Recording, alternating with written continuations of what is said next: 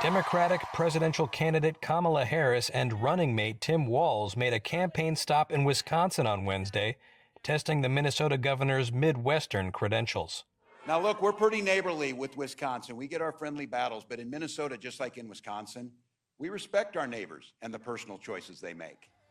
Adding the folksy former football coach to the Democratic ticket makes the duo formidable against Republicans Donald Trump and J.D. Vance, says Jennifer Lawless, who teaches political science at the University of Virginia in Charlottesville.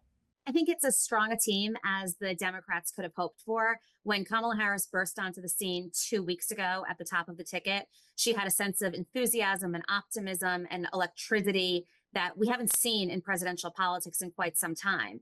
And Tim Walz has those same kinds of qualities. He's upbeat, he's optimistic, he's future looking.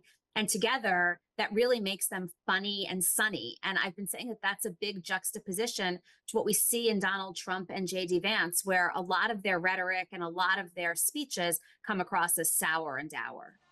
Trump and Vance have sought to portray Walz as too left-wing, echoing their criticisms of Harris.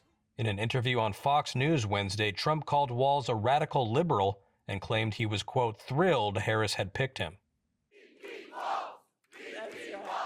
Oh, it really is good to be back in Wisconsin.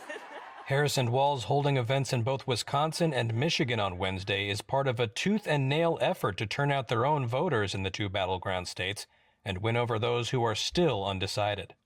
It's going to be won in the battleground states. But in those battleground states, there are two sets of voters who matter. The first are the base voters.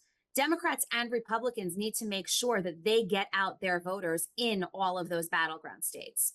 The only reason that independents and swing voters in those states matter are because the bases are roughly equally matched.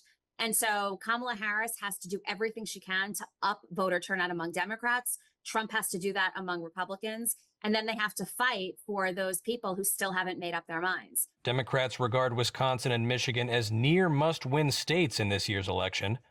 Wisconsin and Michigan have loomed large for the party since Hillary Clinton's unexpected defeats there helped clinch Trump's 2016 presidential win.